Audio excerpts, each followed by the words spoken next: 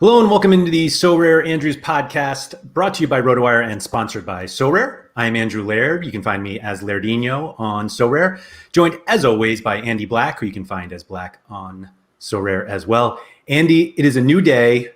We didn't podcast last week. Everyone was wondering where we were.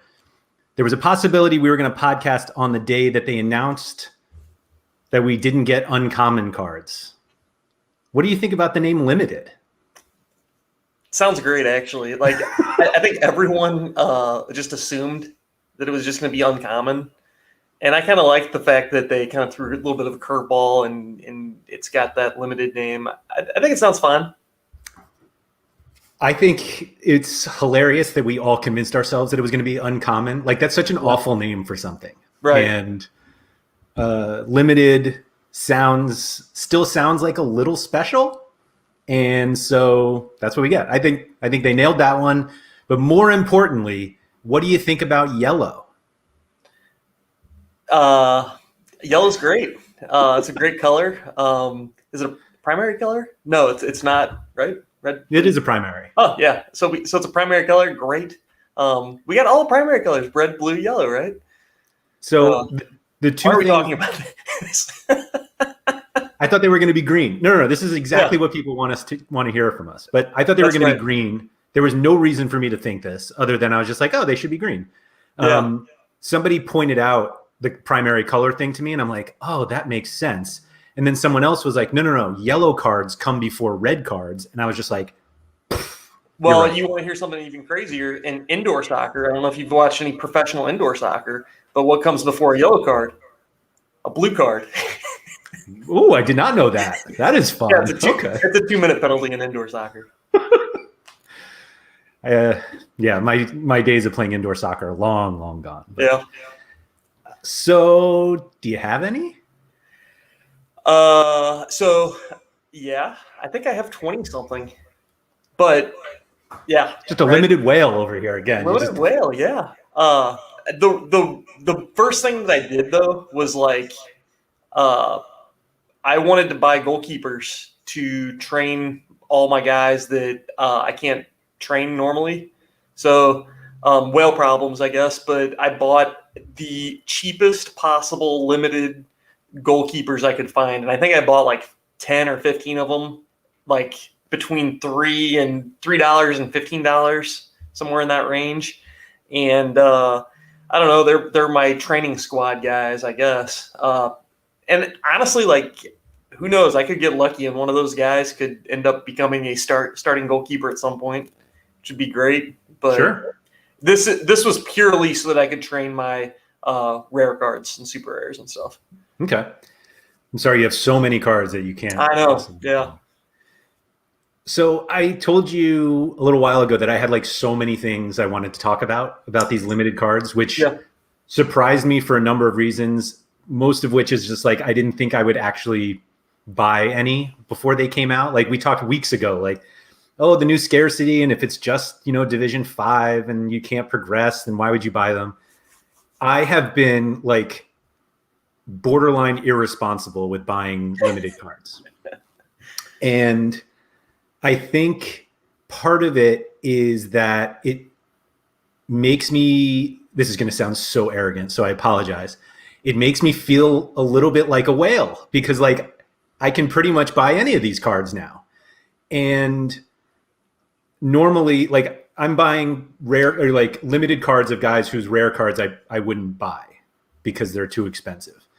And I started to buy cards and I'm finally like, wait a minute. All we do is preach about like build lineups and make the cards fit your lineups. And then here I am just like buying cards left and right. But it also has opened up the collectability part for me that I bought the card of, this is how bad it is. Like, I don't even know his name. Hans van something or other. Bergen. Yeah. Vanderbruggen. Yeah. So for those of you who don't know, he's, he plays for Cercle Bruges, the other Bruges, and he's like going 2 thumbs up to himself. And that was the first card I bought. I bought it for $9.53. And what has also made me think differently about these limited cards is I pretty much only look at the price in dollars, which I've never done before. Well, that's not true. Which I haven't done in months with rare cards. Like I got to a point where I just started looking at rare cards in ETH, and like that's what I did. And now these limited cards, I'm like, do I really want to spend $58 on this card?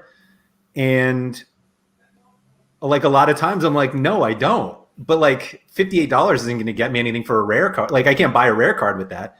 Yeah. But I just feel like I'm more like dollar price sensitive on these limited cards, and I don't know why. Probably because they're lower dollar amounts and they're more like relatable. Like some of the rare cards you buy, you look at it and you're like, what? Like $230 for who? Yeah. But at least with the limiteds, I don't do that. Like with rare cards, I really don't. I just look at ETH and I don't know what it is. I have this like mental block where I don't even look at the dollar amount, which maybe is just incredibly irresponsible. But like I've just been trading cards in ETH for so long that I look at that as like a way to accumulate ETH.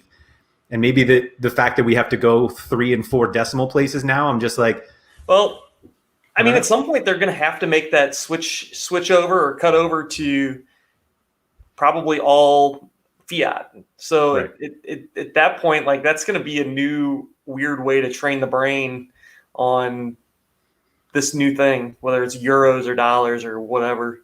Right. I don't know. I say that and I've like stupidly spent. I was like DMing with you before that I bought 2. I mean, if you go to my gallery right now, all it is limiteds. And I was saying to you that what I started doing, maybe I shouldn't even give this away, but I explained to you that what I've done the last 2 nights is just before I go to sleep, I'll go through the entire auction, like what's on auction, and I'll just bid on a bunch of cards. And then when I wake up, I'm like, oh, did I win any? And like, I'm not bidding to win. Like I'm not bidding like over where I'm like, this is where I think the max price is, and I don't want anybody else to win. But I just put in like the next bid, and if I win, I win, and if I don't, I don't. And 2 nights ago, I didn't win anything. Are last any of your night, bids, I've won a few cards. Are any of your bids like aggressive at all, or are they all just pretty bland? They're all just next highest bid, and maybe sometimes they are aggressive. So I won some cards last night, and you were joking to me that it's like Christmas morning because I wake up and I'm like, oh, what cards are in my gallery today? What did I win? And what I found out this morning was that I won an Alvaro Medran limited card. And I was like, I knew I bid on him, and I didn't expect to win that one, but I did. You made this observation recently that you think a lot of the prices are based off of the L5 score that shows on the cards. And so anything that's green probably gets priced up. Medran has a L5 of 66, so it's nice and green, but nobody outbid me. It's very green. Yeah.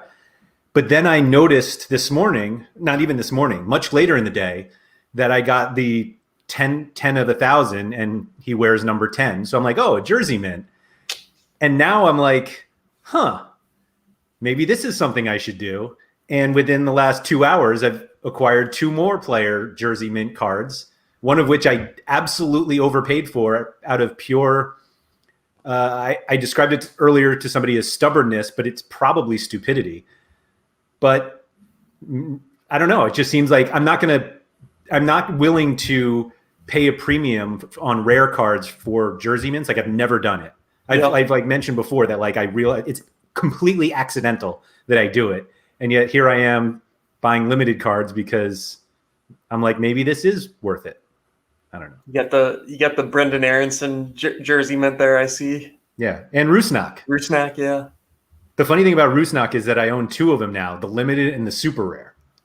Like I don't own a rare Rusnak. Yeah, that is weird. I think that like I really don't know if that's gonna like pan out or if that's gonna turn into anything. Maybe not. People seem to care a little bit about that stuff. Especially if, like, say we get like that Top Shot crowd that's pure collectible, not caring about either the game or really know much about, the sport, but are more into just like, hey, I'm going to try to come in, make money, flip things. They might come in and see a way of, like, I don't know, marketing those or saying, hey, yeah, these are valuable now, and really going for them. And if that's the case, the hype around that, the FOMO around that would push them all up. With that said, I don't know. I'm not really doing it. I'm not buying those jersey mints of the limiteds. I have some of the rares, and it's more of like happenstance. Like if I either win one, then I'm like, yeah, I got the jersey mint, but I'm not really necessarily like going out of my way to buy those. I've never done it until like Is it because they're more accessible? Like the prices are more accessible? Yeah. There's no way I would have paid whatever the equivalent is for a rare Aronson jersey mint. Like, no way. Yeah. And what's funny is that I bid on the Rusnak one, not even noticing that it was the jersey mint. And then I was like, now I kind of want it because it's the jersey. Right. And nobody, like, I got the Rusnak one for like a similar price that he's been selling for. So I was like, okay. I overpaid for the Aronson one, like, in terms of like where he's been going. And now I'm like, that didn't bother me. But like I said, I got like arrogant about it. And so I bought it. What is Aronson's limited going for? Because you paid 0.057. Yeah. And his average looks around to be 0.045, 0.044. Right. Yeah. I mean, one extra bid, I guess. 2 extra bids. 2 extra bids. So the irony of this card is that when I was new on the platform, I was going to buy an Aronson rare card for like half of what I paid for the limited. And I was like, that's too expensive. Like, I was going to buy one for like $75, less than half. And I was like, I can't, that's too much money. And then it went up to like 100 and I'm like, it's too much money. And now I'm apparently spending $180 for this jersey mint of a 1 of 1,000 or 11 of 1,000. Well, at least you can play them in, All-Star D5, right?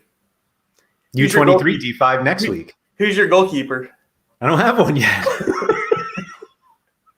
Is that what you're doing over there right now? You're bidding on goalkeepers? I bid on a ton. Yeah. And I can't figure out what the price is for a. That's my problem. It's that next, like, do I have the intestinal fortitude to make that next bid on one of these yellow goalkeepers? And so far the answer's been no. So like, I'm playing one. Right. So I think generally 0.1 is like the ceiling of where I would go for a limited goalkeeper. And there are plenty that are below that. Yeah. I mean, if you're willing to go to 0.1, you can go get top, I think. Right. So the problem that I have is that I was like, I'm just going to buy cards to play for this weekend because there's only one, and Quinny's just like sniping off U23 goalkeepers in limiteds. And I bet you outbid me on that Maximenko one, Quinny. But so then I'm like, I just got to do it for this weekend. But the problem is that I'm going to buy more limited cards, and every contest I enter, I have to have a goalkeeper. And so even if you say it's 0.08, like, I'm going to have to do that for 4 regions at a minimum. And now it's like, do I really want to spend like 0.36 to 0.4 on limited cards, on just 4 limited goalkeepers? And I think the answer is going to be yes, but I don't know. Yeah. It's all like pure speculation because nobody knows what any of this is even going to be like in 3 weeks. I mean, right now we just have Global All-Star D5. Like, here in a week, or whenever, they could spin up a D5 in every single region, which I think is probably the most likely thing to happen short term.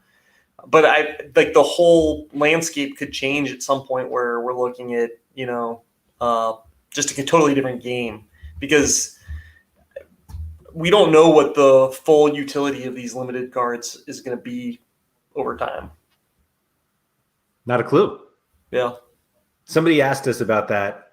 They took a screenshot from something about how like Global All-Star D4 is not changing as of now or something like that. As of now, yeah. Yeah. Do you think limiteds replace commons in Division 4? I don't know. I think that there's better opportunity, like there's better ways to go about it.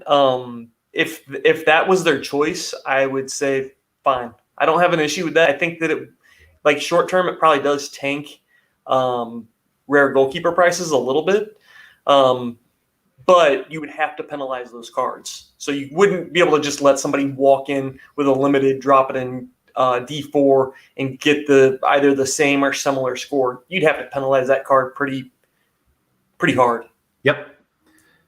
I agree with that. I was talking to somebody the other day wondering if it would have the same penalty as the commons, which are obviously just 50%. Yeah. And I actually don't think it's enough.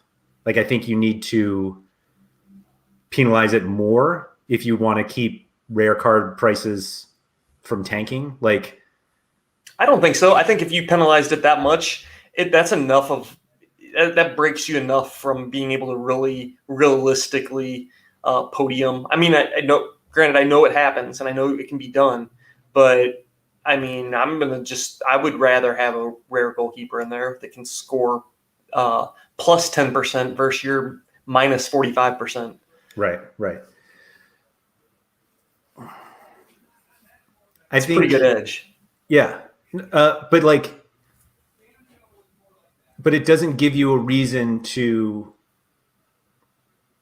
buy I don't want to say a mediocre goalkeeper, but there are a lot of people who buy like a cheaper goalkeeper just to get in. Yeah. But like, there's no reason that you would buy a mediocre rare if you could just buy an elite limited.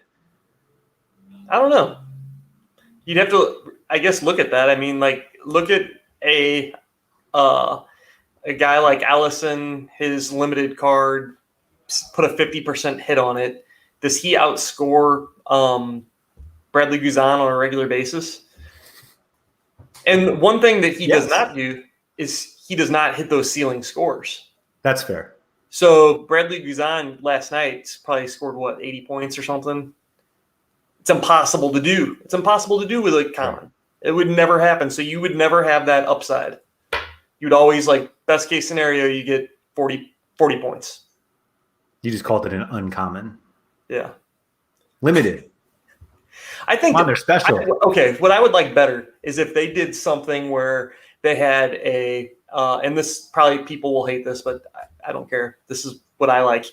I would like just like a scarcity-based division. So you have your limited division, your rare division, super rare division, unique division. And then in between each division was like a progression division where you combined both cards. And you could only play in that if you're not playing in the division above it. So let's say there's a super rare only division and you're not playing in it. Then you can play in the progression division that's between rare and super rare. But like me, I'm playing the super rare division. I can't play in the progression division below it. So it would protect like smaller players from, a player like me or somebody else that has super rares, and you could earn super rares in that division. So that would be the idea, is you could earn cards of the tier above to get into that. Because right now there's no way to win a card really for the division above you. If you're playing D4, right, you can't win a super rare. You play D3, you can't win a super rare. Play D2, you can, but you can't win a unique. So if there was like a division in between each one, I think that would be a good opportunity, possibly. I like the idea. I have no idea if it would work. Yeah. Like, it's a lot more, I guess theoretically the prizes in each division would be cut so that you could pay them in the, because you'd have more divisions, so you would need, I don't know. But theoretically, the number of entries doesn't change. You're just entering super rare only, and I'm entering the mixed one. Right. Below it. I like that idea, Andy. I don't know. But I keep hearing, like, should we allow the limited inside of D4? And I'm almost thinking, like, past that, like, maybe they'll do something totally different that doesn't even involve that. Granted, if they did, I would be all right with it as long as the penalty was right. What do you think they do? What I think they do? Yeah. I think short term, they keep them completely separate. So there'll always be this D5 where only limiteds go, and then there'll be D4 through D1 where you can never play a limited. But I think longer term, they kind of reinvent the wheel on this. And I think maybe that's partially like what the academy is, or the involvement of the academy, maybe. I don't know. But I think that there needs to be more in-game progression opportunities. Yeah, no, I totally agree with you on that one. I like this question from Mark here. Does Sorare have a responsibility to try and maintain the value of limited cards? For example, if you choose to greatly reduce the prizes for podiums in D5 in the coming weeks, do people have a right to be angry? I don't think people have the right to be angry at all, because expectations should definitely be tempered. Some of the people that came bombing out on the limiteds and were paying like rare prices for those limiteds, honestly, I feel like they need to get their heads checked out, because like what are we doing here? Like I think I saw the 1 of 1,000s for a lot of these guys were just like, oh, it's the same or more as some of the rare prices for those same players. It's like, what? I don't think we should count the 1 of 1,000s as a market indicator. I don't know about market indicator, but the people coming out going crazy on those things, man, I don't know. Was it because they thought the 1 of 1,000 was a collectible, or was it because there was no price discovery and they didn't know what was going on, and it was just like, I'll keep going, I'll win this card? I think the answer is both. No. Like I think the price discovery is absolutely a thing, and some cards are at 25 of 1,000, some are at 11, but I think we're still trying to figure it out. We haven't had a game week yet. We don't know what their prizes are. Like, this is pure like speculation at its best right now. Yeah. But I do think the 1 of 1,000s are fully collectible, like Sorare collectibles. And I think the I don't want to say it's a problem, but I think people put too much emphasis on a 1 of 1,000 for players that don't matter. And so, like, you may have the most valuable card of whoever this random player is. You have the Albert Rusnak 1 of 1,000. Right. Does that matter? Well, right. Does that? Right. Well, actually, I don't even think. I think Rusnak is actually too popular. Like, I feel like we're seeing guys like, I'm just pulling up here, like. But is he? But is he really? Probably not, actually. You're right. I'd much rather have the jersey mint. Yeah. No. Oh, no, man. I think we've done this with rare cards too. Like, we talk about how the 1 of 100s are people. There are enough people who prioritize them that they have value. But the problem is that we're making the 1 of 100 or 1 of 1,000 of players who don't matter. We're trying to make those cards matter, and that's the problem. Like, I think that's where somebody's holding a bag, as to use the phrase. Yeah, me and you were looking at cards last night. If somebody that bought like some 1 of 1,000s, and now they're already selling them at a loss, because I guess that I forget which card it was, but yeah, they bought the 1 of 1,000 for 0.29 and are selling it today for 0.19. And I don't know everyone's situation, obviously, but that just seems like a bad idea to me. That seems like a bad idea. So I was thinking about this further. Like losing money, giving away money is a bad idea. I think that's a bad idea.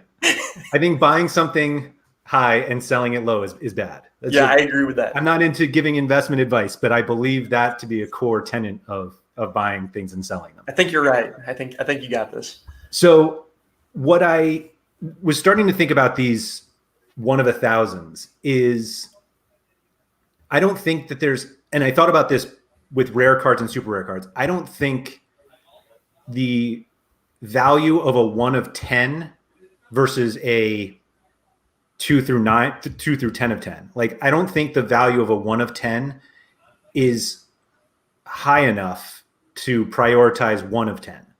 Like, I don't think super rare 1 of 10s matter. I think 1 of 100s matter. And I think just the way I think of it, you're like, there are so many more of them. There are 100 of them. And I have the first one. Like, that sounds impressive. Owning the first 1 of 10, like, doesn't sound that impressive. Yeah. And now we're like, wait, I have the first 1 of 1,000. That's really important, right? And I have no idea what the answer is. Sure. But do you think that people prioritize 1 of 10s? I don't really see it. Right? Maybe a little bit. I do. I think they're cool. I think they're nice to own. But you're right. I really don't see it at all. I think that the real prioritization is on the 1 of 100. What about 1 of 1,000?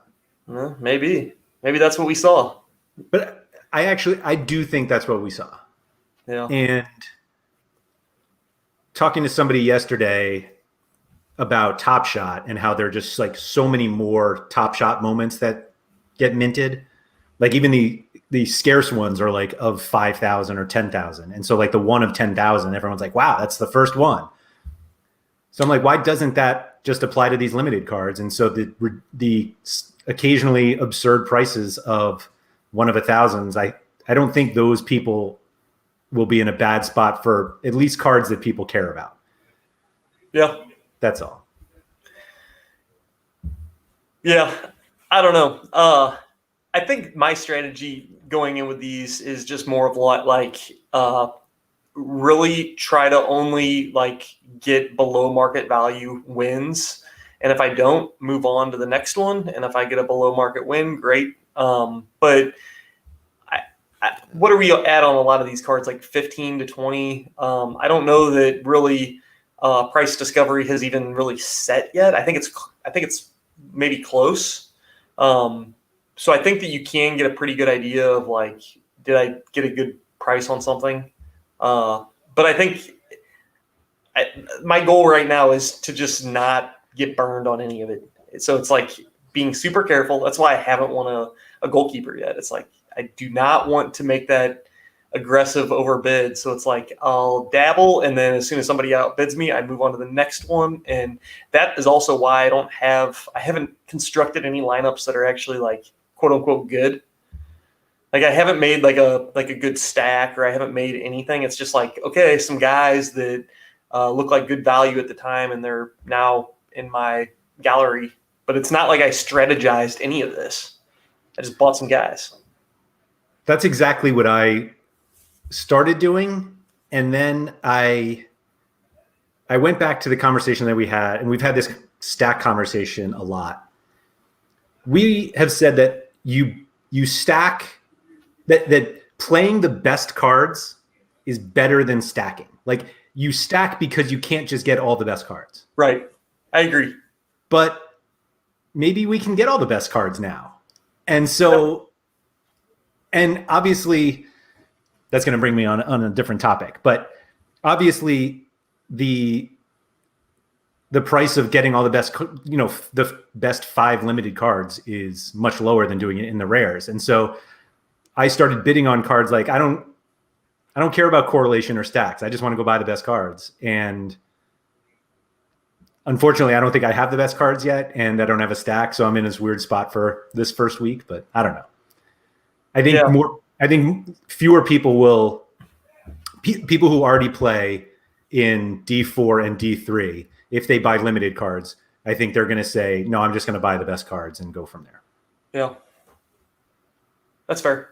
Yeah. So you think that like non-best cards are basically like almost like worthless? Is that kind of your thought there? Like if it's not a top 10% type of guy, then no reason owning it. I don't think we can answer that until like the prize pools are like set. And I think they've been very open that they have absolutely no idea what they're going to do yet. Well, that sounds like sounds worse than I meant it, but like they don't want to give away too many cards right away because they just don't have the users. Like the point of the new scarcity was to like bring in more users. And I think with the increase of users, they will increase the rewards. And so, yeah, I think the like not great cards right now might be worthless for now. Yeah, I don't know that I disagree with that. I mean, there's 1,000 of these things of each one, and they have a lot of teams and players, and it's just like thinking of the whole scope of this. It's like, wow, it's a lot of guys out there. It's so the auctions. They're every 20 seconds on these limited cards. So they introduced Monaco this morning, and I was like, oh, I need a limited goalkeeper for this weekend if I want to play a lineup in D5. Let me go to the auctions and see what's there. So I filtered just goalies in the auctions, and there were like 350 goalies. I'm like, oh, sweet. All it were the Monaco 3 or 4 Monaco goalies. Yeah. And I was like, this is too many cards. Like, it's too many cards. And obviously all but Newble are backups, except for what happened earlier this week or today. I don't even know when they played. I think was it yesterday? Yesterday. It's so rare time's a blur. So I don't know. Yeah. But I don't even, where was I even going with that? They're just too many cards. The auctions are all the time. Yeah. I do think it's weird when they introduce a team now, and it's like you have, I don't know. It just seems like, what is it, 15 minutes of each limited player? Like it feels like it goes on forever. Because they do. Yeah, for sure. It's just so many. It's just so many cards. 20 seconds is nuts. But we were talking about that. Like if you need a card, I've gone through the secondary market because looking for this goalie, and the secondary market of limiteds. Of limiteds. Yes. Oh, I haven't even delved into that area yet. It's clear to me that most people have bought limited cards to play them. Like they're not flipping them yet. Yeah. And I think part of it is that auction prices are going down. Although it did seem to me like whatever the cards are that are in the like 11 to 15 range of 1,000. There was a point in the like 7 through 9 that prices just went way down, and those people got steals, and they have come back up. So I think this price discovery got low, and I think it's at least establishing something now. Yeah. But I think very few people are flipping cards or trying to flip cards. I did see one the other day that was on sale for 0.00. Could it be 3 zeros? It couldn't possibly be 3 zeros. 0.002. Like they bought it for 0.001 and wanted to sell for 0.002. Trying to scalp out that $3. For $3, right. And I was like, I guess it's worth it for some people. That's like a candy bar, Laird. It's like 2 candy bars, right? I mean, depends on where you're buying that candy bar from. Right. So I don't know. But it does feel like the better cards that we've seen just aren't being put back on the market today. So as we're speaking, I got a trade request. Oh. And I want to hear what you think. In fact, does it involve limiteds? It does. Okay. So I have a Zach McMath rare card. Okay. that I bought because when Ochoa went down injured, I was like, oh, I'll get that. I believe I played him the last 2 weeks or something. Somebody has offered me Camilo Vargas, the Atlas goalkeeper, limited, 1 of 1,000. Do I take it? I don't know. I don't know your situation. That's you know that I need a limited goalkeeper. That is a weird one. Right? I mean, what's McMath worth? Like 0.1, maybe? No, less. It's got to be less. Yeah. I don't know. Maybe that is a good deal. Right? Like maybe it is. Let's see. 0.07 is the cheapest. 0.075. But somebody went 0.05 today. I bought mine at 0.05. Okay, yeah. I don't know if that actually matters, but it does. That's not the weirdest limited card related offer that I've received. Okay. I was trying to sell a Hiroki Miyazawa card that I got as a referral reward. Yeah. So I got that card a few days ago. So it's a 2021 card. Someone offered me a 2020 card of Miyazawa and 2 limited cards of guys I had never heard of. Yeah. I rejected it. Right. Yeah, typically when you're receiving more cards, like you're getting the PAL trader offer. Right. I'm not PAL. Like, no. You need that 125% value to take on more cards. But I might have. I didn't even look because I didn't recognize the limited guys. Like, yeah.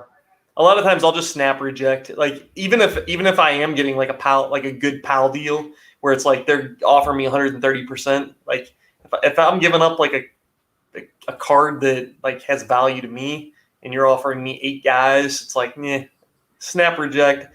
I could make money off this, but I don't care. I don't want to deal with it. I talk to enough people who are okay with that, and I'm just not one of those people. Like I get why people offer it, but the whole like, oh, you could sell it for whatever. Yeah. And it's like, you sell it for whatever and just and then bring buy me that my card, man. Then bring me that ETH. Right. If it was easy to sell, you would have sold it by now. That's just the way I look at it. Like I don't acquire cards to sell them. Yeah. I say that now, and I'm buying all these stupid limiteds, the guys with thumbs up, and like, what am I doing with this? But you're gonna end up with that. Your kids are gonna have that, you know. No, they're going to college on it, aren't they? Isn't that how I'm paying for college? Yeah, sure. I also bought a Christian Ramirez card because he's holding a ball. But like, these are cards that like I got actual enjoyment in buying these cards and owning them, and I would have never. Because he has a ball. Nobody else has a ball. Like if he put it under his shirt or something, you know, like then I might buy that. But just holding a ball like next to him, like, How many cards do you have with a guy holding a ball? 0. Exactly. How many cards do you have of a guy with a ball in his shirt? 0. Same here. Yeah. To be honest, for how many MLS cards we have where it's just from here down, we could have a bunch and we just don't know. That's true. Very true. Yeah. So this Christian Ramirez card is actually it's number 10. Never mind. He wears number 6. I was going to make a joke that it's a size 6 ball and that it's like a ball mint, but I can't make the joke. So, oh well. Yeah. What have you noticed as far as price from a limited to a rare in comparison to each other? There's no comparison. No, like it's all over the place. Yeah, I tweeted that the other day about the gank stack and how much more it costs for a rare versus a limited. And I think the expectation that prices were going to be like 10 times cheaper I never thought that. Right. And the reason I never thought that is because like super rares aren't 10 times more than rares. Right. And there are so many reasons for why that's the case. And a lot of them just apply to the limiteds. That we also have to remember that like there will be 1,000 of every one of these cards, but like right now there aren't. And so I don't think anybody's like really considering low supply for limiteds because it just seems like there's so many of them. But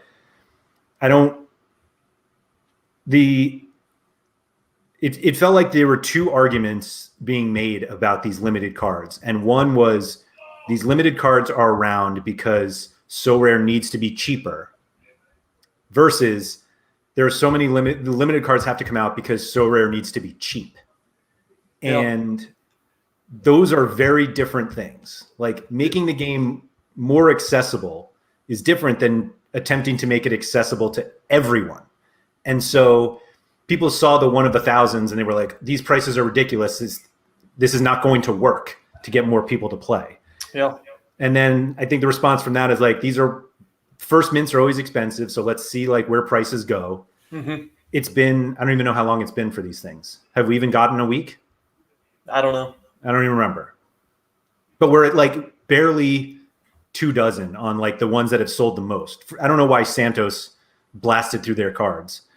Like, I brought Brian Lozano 24 of 1,000 last night, and then 2 hours later I got the 10 of 1,000 of Madron. Like, I'm not sure why. Yeah.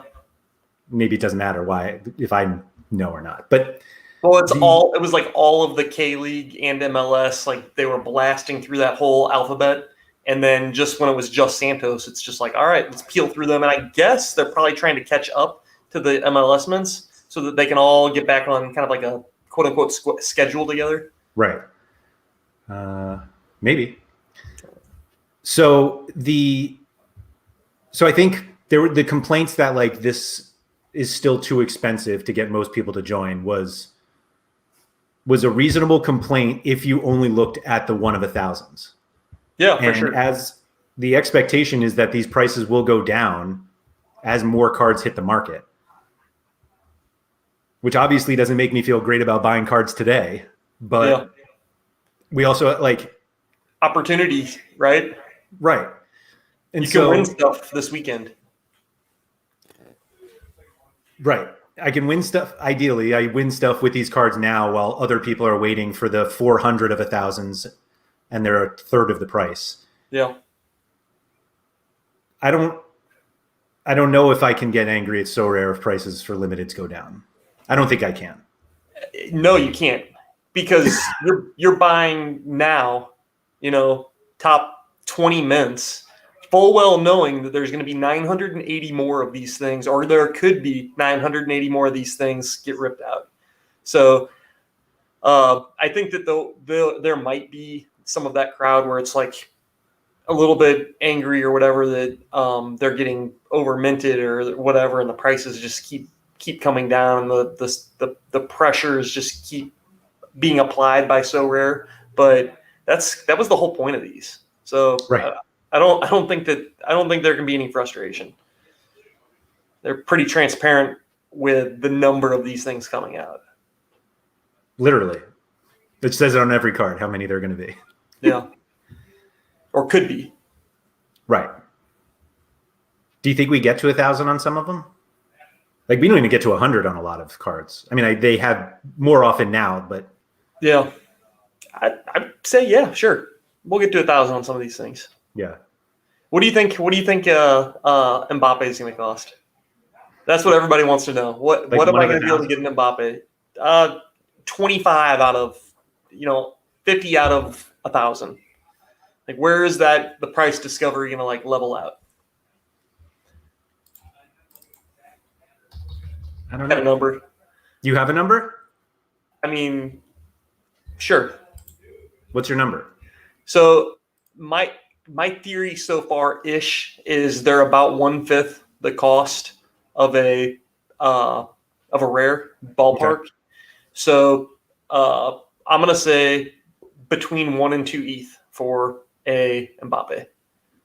For like a 437 of 1,000? Yeah. Oh. That feels too high to me. Does it? I mean, a rare one is like 10 ETH. That's so much money. It is. It's crazy. It's crazy that they've sold like 100 of them. Or, I guess they've sold probably half that and half of rewards or whatever, but...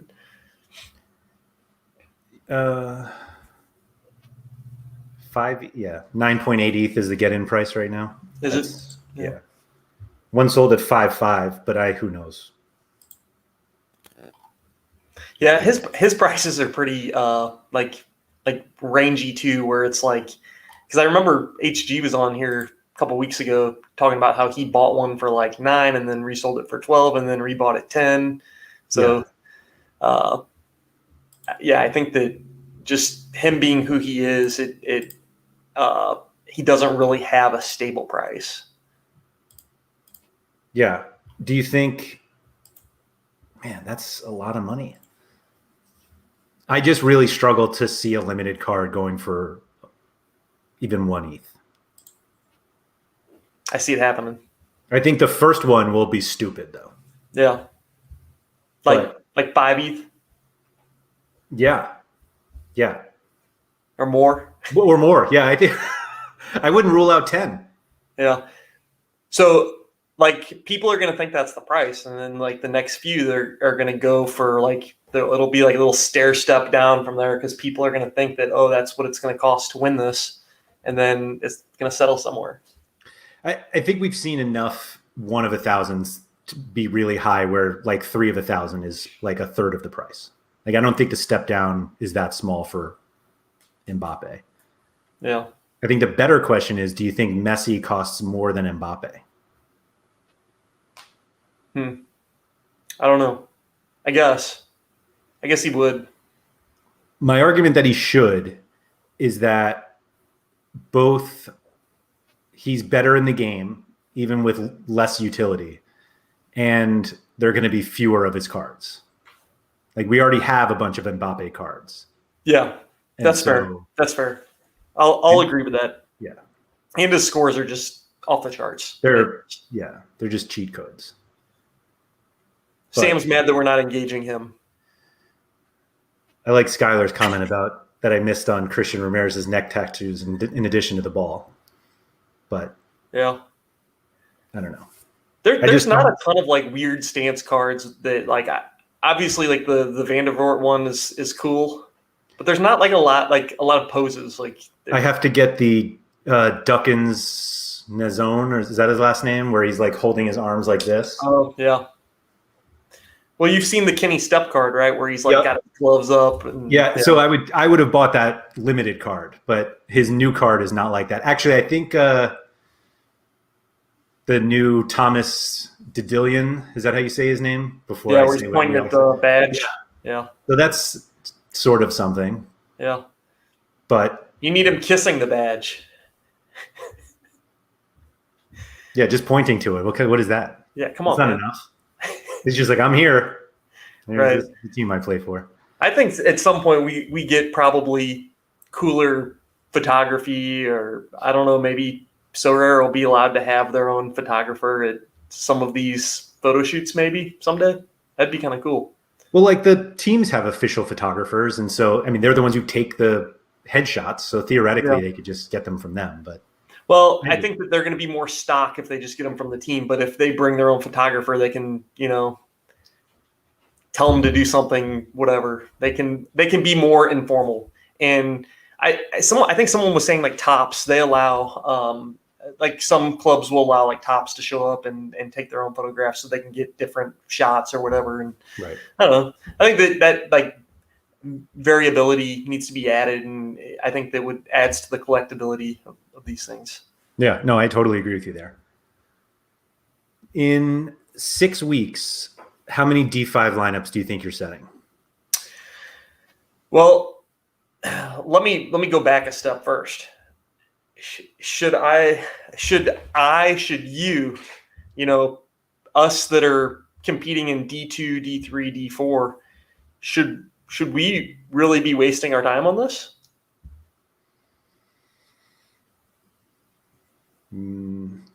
No, I don't know. Like the amount of like work, research, time to get the cards, buy the cards, know that your guys are playing, like all that extra research for a lower stake.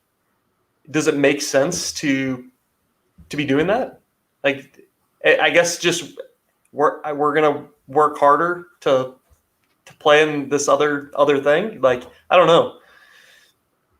So you mentioned previously that you thought you might buy limited cards of guys you already own because like the research is easier. Yep.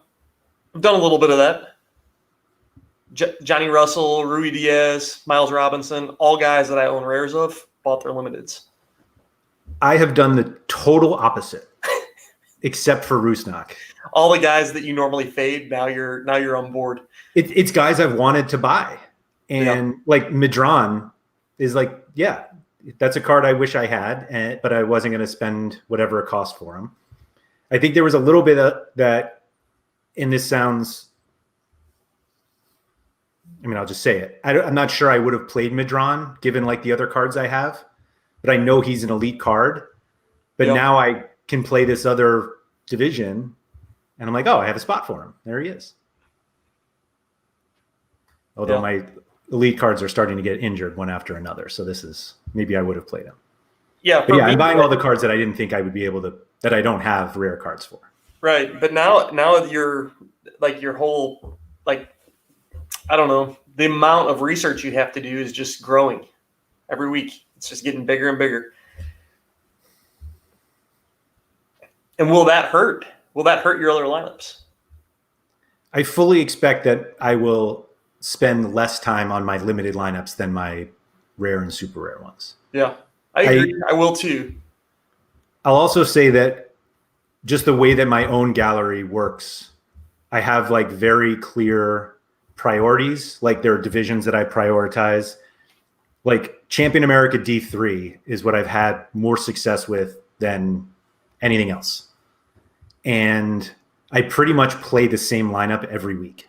Like very rarely are the guys that I'm playing in that lineup in such an awful matchup that I'm like, I have to switch this up. So it's almost like every week when we hit one deadline and Sorare Data lineup builder switches over to the next week and I go to build lineups, like my America D3, I just plug right in.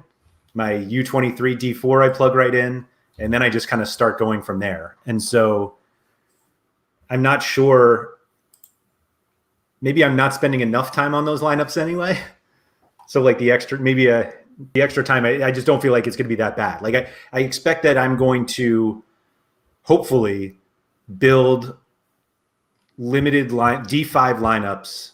Like I'll buy the cards for D5 lineups. And then just every week it's like, this is what I play in America D5. This is what I play in Champion Europe D5. I doubt I play that one, but I think that's the way I'll end up playing D5.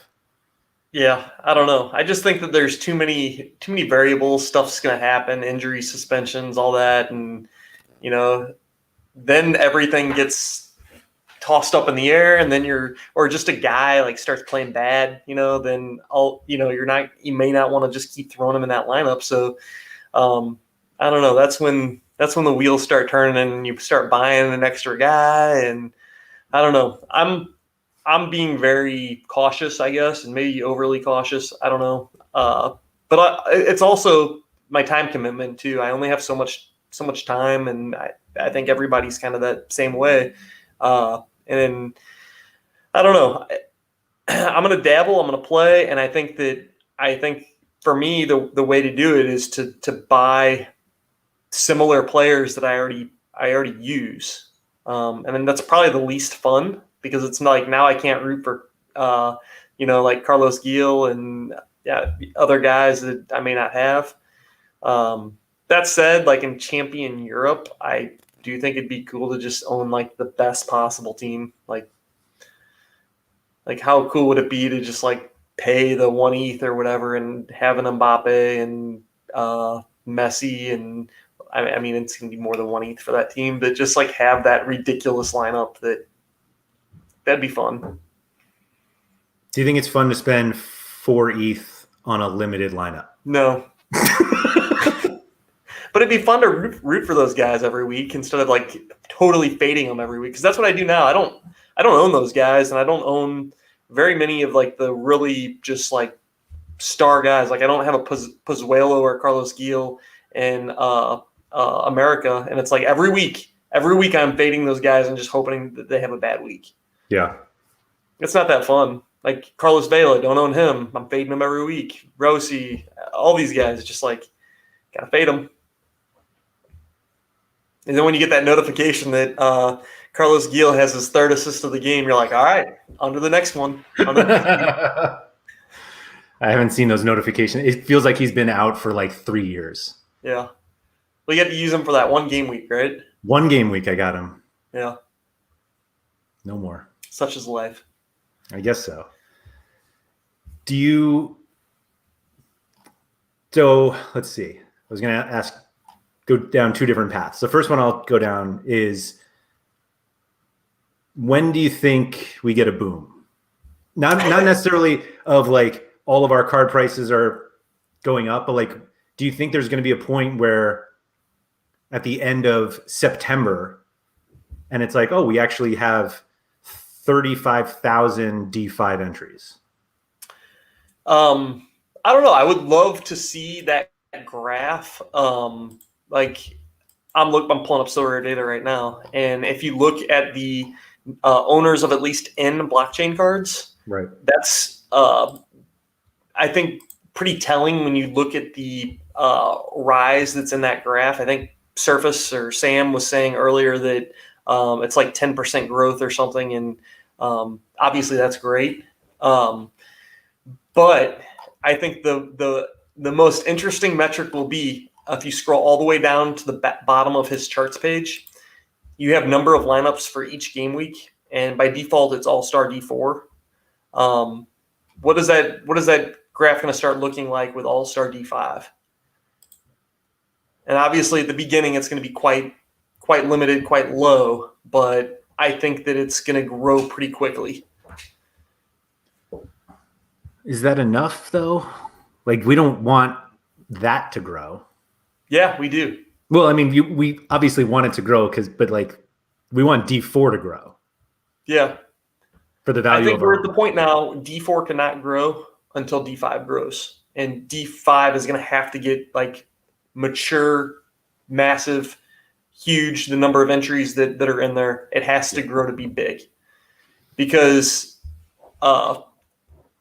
people are always going to come in now at whatever the lowest entry point is. So previously, the lowest entry point was quite high, but at least it was D4. They were buying these rare cards, and that was the lowest entry point. They submit the common goalkeeper in D4, whatever. That's the lowest entry point. Now it's D5. Like if you were a brand new player coming in right now, what would you do? I'd buy limited cards. Yeah, you just to hop in. That's a great way to like learn the ecosystem, learn the game, and you come in at D5, and then eventually, what are you going to do? Move on to D4, right? Yeah. That's exactly what you did. You joined, you played D4, and then you evolved. You got into D3, and now it looks like you're kind of dabbling in D2 a bit. Ish. I haven't played D2 yet. Yeah. Every week I had some sort of injury that kept me from doing it. Yeah, but you're close.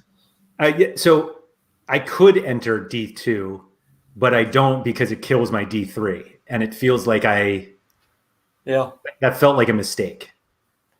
What? But my lineups have been absolutely garbage. More lineups instead of good lineups? Right. I decided to make better lineups, and now I'm not winning anything recently. So now maybe I should do that.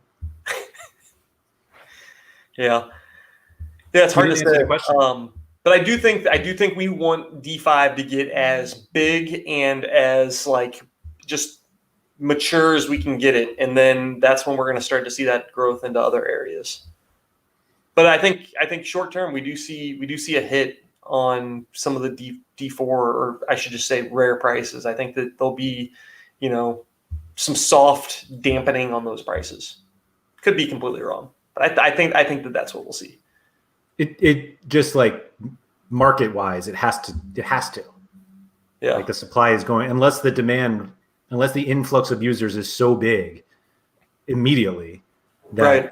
People are just clamoring for the cards, and I think that too, though, like people would have to like immediately get it. Like you're not going to come in and not play the lowest level unless you just come in and totally get it right away. Like right. Sean, PSU fans too, like is a good example of somebody that like came in and got it right away. Like it snapped and he understood the whole concept of everything, and he came in hot. Like, he didn't come in and just like, okay, I'll play a few D4s and see what happens. He's like, no, I'm buying galleries. I'm in. I think the best thing he did was all the research before he started buying cards. Yeah. And I think a lot of people are like, oh, I'll just buy some cards and figure it out. And yeah, he did a ton of work before he bought cards and went from there. Yeah. You didn't answer the question of how many D5 lineups you're going to have in 6 weeks. Like, do you think you'll enter everything by then? I don't know.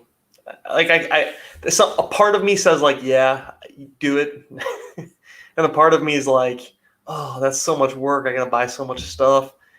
I've got to enter that many more lineups every week. And then I'll be doing all the maintenance associated with like buying all these cards. So it's like, okay, now my defender for America got hurt. So now I got to look through the auctions, find a defender that makes sense with this lineup, and then, hope that I can win it at a reasonable price.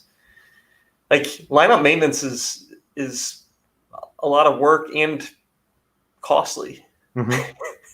So it's like, how far do I want to go with that? Yeah, no, that's reasonable. I kind of feel like the price to get in on Champion Europe Limiteds will end up, like, I'll look at the prices of, and like, we haven't really gotten those new cards yet. Like, they're obviously waiting for the new ones, but I'm almost certain that the cost of putting together a Champion Europe D5 team will be more, one that I think can compete, will cost more than at least one, if not two super rares that I would be using in D3 or D2. And from a prize perspective, currently, there is absolutely no reason for me to buy those limited cards. Like, none. I should just buy those super rares and play them in D2 and D3 and hope for the best. And yet, because every individual card is so much cheaper, it's like tempting to just be like, let me just get some Champion Europe stars and go nuts in D5 and win more limited cards. I think the smart play is not the same as the fun play. It never is. Because I think if you are still looking to pick up some super rares, now is probably a pretty good time. I'm not looking at graphs, data, whatever, but I just like kind of watching the live auctions. It seems like those prices they're just not high right now. I wouldn't say that they're low. It's not like you're going to come in and steal a card, but I feel like the hype associated with the new limited cards means you're probably not going to get a good deal on a Champion Europe team. But if you need to scoop up an America super rare goalkeeper right now, like, that seems like a card that's not in superior demand right now to fill out. You're absolutely right. Yeah. The reason I asked you about the boom is because I think we are in a hidden boom right now. Oh. And I say that because we've talked previously about how card prices generally don't move that much in fiat, but they do in ETH. And when ETH goes up, theoretically, the ETH cost of cards should go down. Yeah. Because the fiat levels it. And ETH is, I don't even know where we are right now. It's been right around 3K. Right. So we've been at 3K for a week or two. Yeah. And it obviously was going up before that. Like, ETH is up. And Sean has long been this, like, you buy cards when ETH is up and you sell cards when ETH is down, because you get more ETH for your cards when you sell them when it's low versus fiat. And ETH is up from where it was, but ETH prices did not drop at all. If anything, they went up.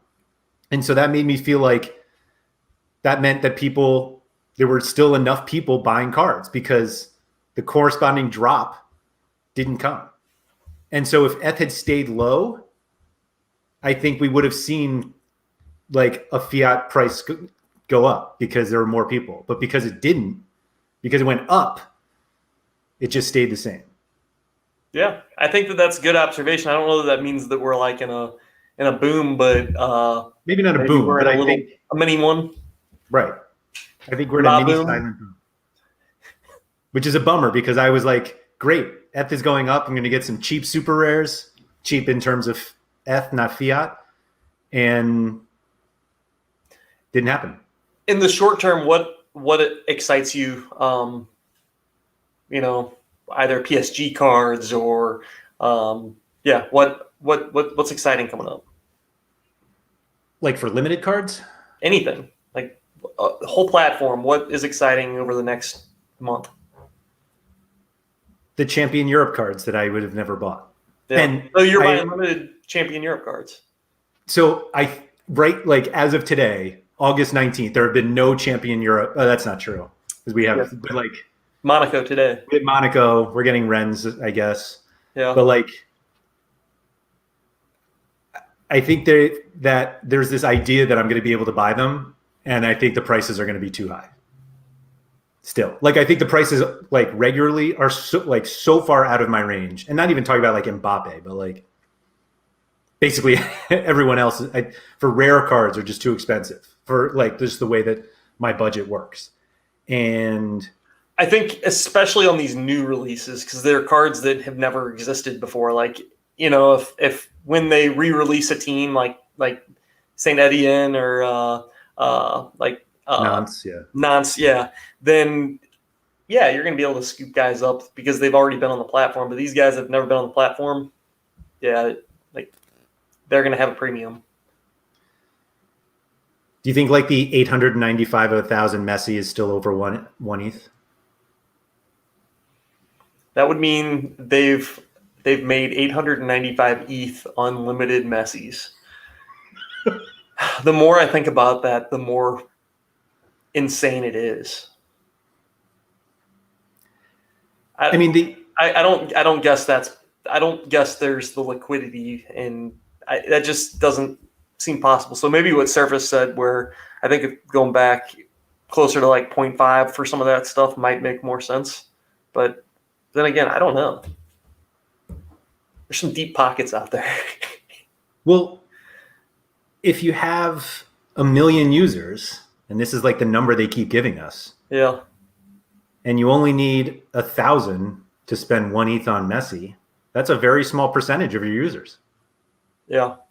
Like it's messy, If they have 1 million users and they don't have 1,000 who can spend 1 ETH on Messi, on a Messi limited, then I think something weird happened. Because like just percentage wise of that many people, there should be that many people who can afford to spend $3,000 on a yellow Messi card. Yeah. I'd make it happen. God knows what the unique goes for. $1 million. I said 250 ETH. What is that? 750,000 ish, roughly. Let's just go to 1 million, man. Sure. 333 ETH. 0.333 repeating. Yes. Right. Ish. Right. $1 million. That's the price. So all the whales out there, if you want to buy Messi unique, get your $1 million ready. Looking at you, Sorare and Grisou and whoever else. Yeah. What if? No, I don't even want to go down there. I think it's possible. Oh, what, $1 million? What's that? $1 million for the unique. Yeah, it's possible. Yeah. Uh-oh. Sam, do you have a spoiler alert for us, or did we say something that spoiled something? He bought the Messi unique somehow. Oh, they aren't watching. Okay. No. Great. We appreciate that. What else do we have over here? So I said 1/5 the price, right? On the limiteds limited to versus rares. rares. I think that's pretty close. I don't know if you've looked out there at all, but I think 1/5 ish, maybe 1/4 on some guys, more on others. It's fair. Is that low enough to get enough new users?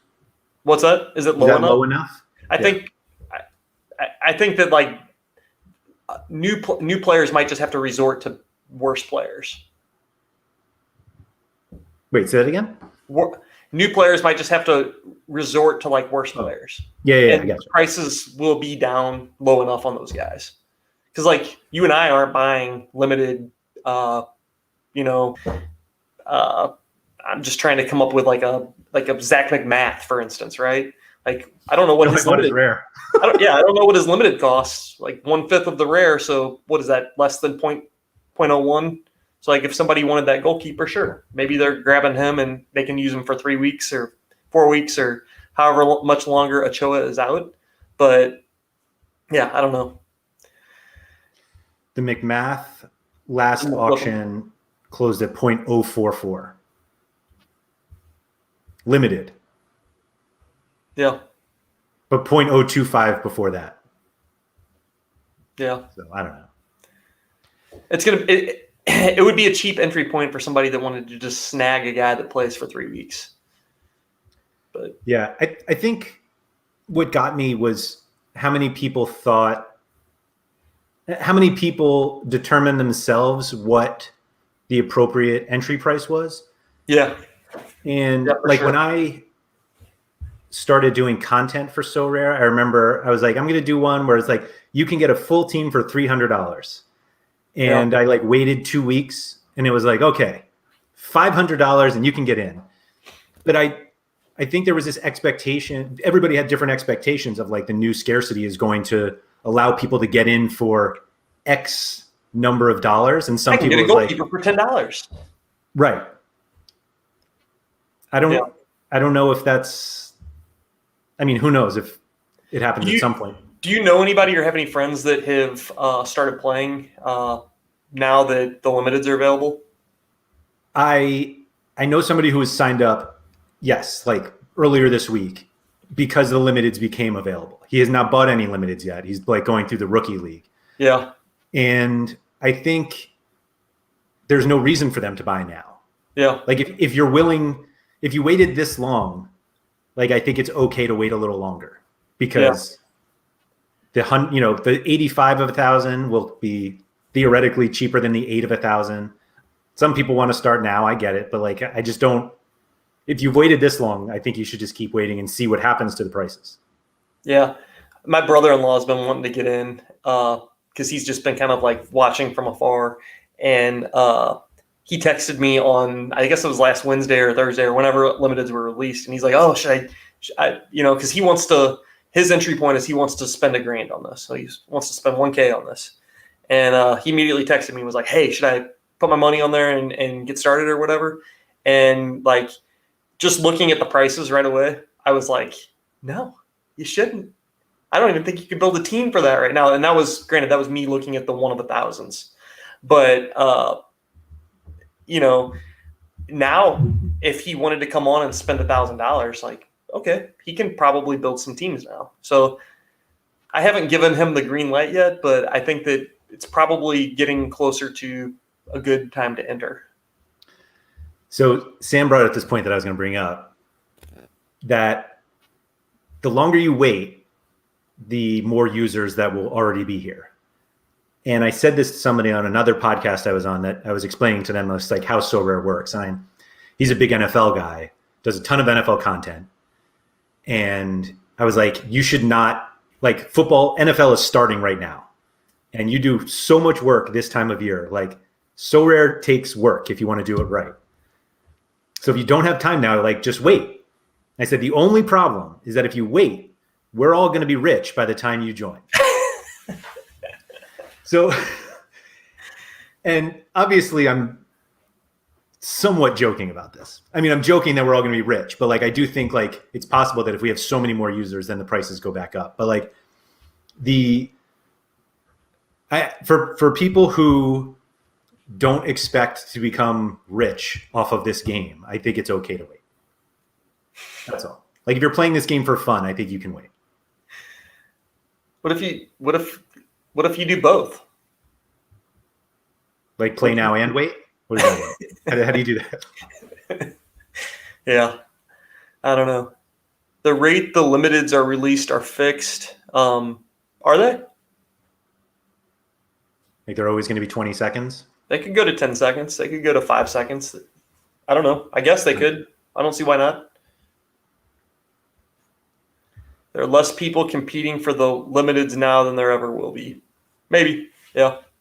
I guess that's the hope. It's the hope for us guys. We're dead if it's not, if that doesn't happen. Right. These things are going to zero. You heard it here first. Right. Yeah. Please don't go to zero. Man. This trade proposal is just staring me. You got another one? Let's hear No, about that same one. That same one. Do I trade a rare for a limited? Oh. Yeah, I think you might pull the trigger on that. I mean, are you buying a limited goalkeeper before I would like to, this game I week? would like to play in this game week, and in order to do that, I need a goalkeeper. Who does Atlas play out of curiosity? I was actually just looking at it. So I hope that whoever's offered this trade doesn't listen to this, because Atlas is playing Toluca. They're the 4th biggest favorite in Liga MX this weekend. Yeah. And RSL has a terrible matchup. I know this because I was wondering if I should. Who does RSL play? Not play Rusnak. RSL is at Colorado. So not like a terrible matchup. Yeah. But Colorado's been playing pretty well. Yeah. Pull the trigger, man. Let's do this.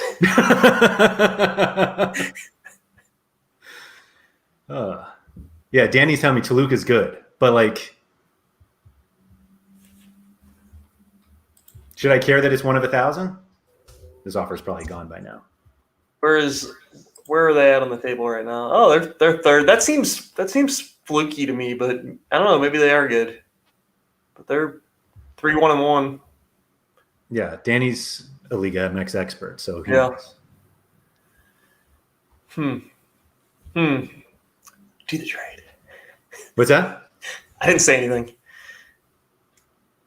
Didn't say a word. So, man, if somebody was like, you can have this card for 0.05, which is what I paid for McMath, I'd be like, sweet, yeah, that's well below market price. Yeah. Well, you're not going to be able to. I don't think you're going to be able to sell McMath for any more than that right now, right? I mean, isn't he already on the market right now for like 0.05? No, he's the cheapest one on the market is 0.07. Somebody paid 0.075 today, but someone else paid 0.05. Okay, so if you could buy 0.075, yeah. If you could buy a goalkeeper right now for a limited goalkeeper right now for 0.07, would you be happy? I've tried. Everybody keeps outbidding me, including Sam, who just left. So you could get one, and like Danny just said, it's a 1 of 1,000 too.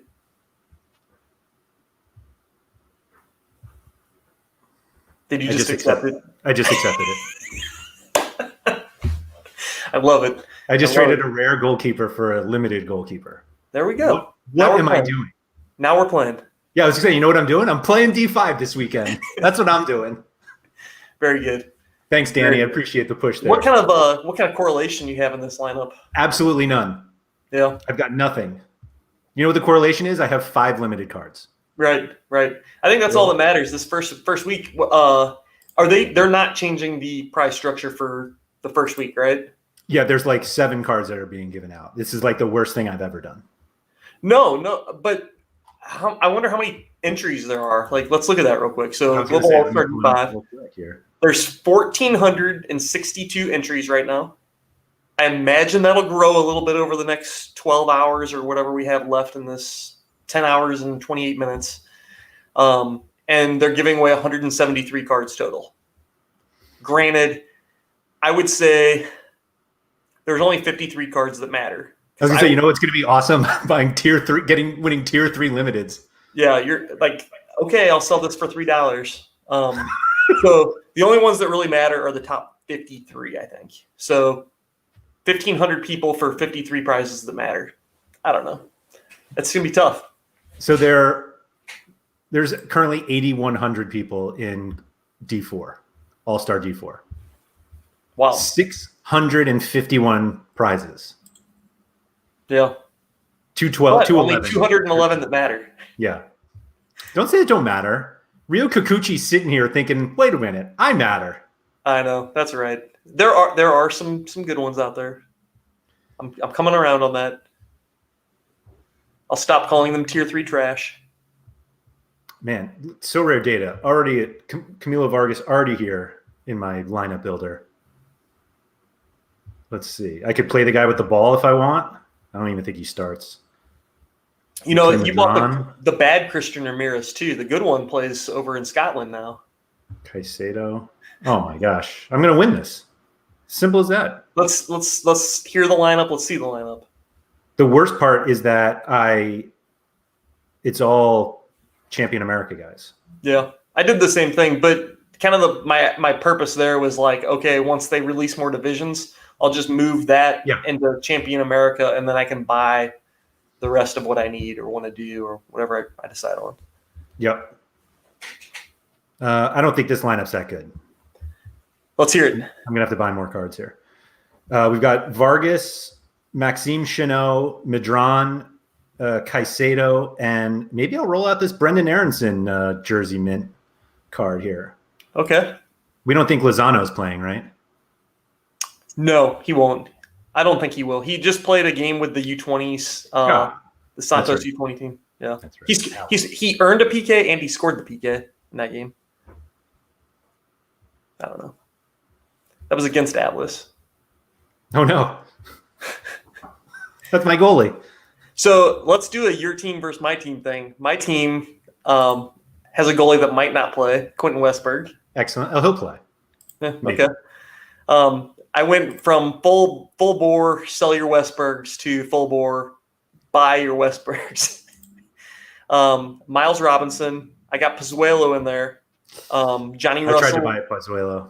Didn't happen. Yeah. I got lucky, like super cheap. And then I guess cheap. I don't know. Nobody knows. And then Raul Ruidiaz. 2 forwards, though. That's problematic. I think you're going to beat mine, but I'll. But yeah, let's do it. I won't change anything, and we'll have a little contest this week. Yeah, I kind of want to change. I mean, I have all night. Oh, that's the problem. Oh, so maybe that's what I'll do. I'll have to wake up early tomorrow morning to see if I won anything that I could immediately play before the game week starts at 6 a.m. Eastern. Have they been releasing cards before the deadline? What do you mean releasing them? Like rewards? No. I didn't mean that. And then my overnight bids, man. Gotcha. Hey, you really win cards. Right. Christmas presents. Right. Yeah, that's what I want to do. I like that nickname, West Goat. Very nice. Love it, Danny. What happens to the loser? Oh, Jimmer, yeah. Jimmer picks, clearly, yeah. Jimmer's choice, we'll say, happens to the loser. I'm afraid of what might pop up next in the chat box. Yeah. Jimmer's got a pretty creative imagination. He does. Maybe we'll save that for the next podcast. Speaking of which, my gosh, we've gone a long time. Yeah, we have. I'm telling you, man, I had a lot to say about these limited cards. That's all. Yeah. And we had our first live trade on the podcast. We talked you into it. It's going to be an RSL clean. McMath's going to hit 100 this week. Ochoa is going to get benched. Oh, fire up your McMaths. Yeah, right.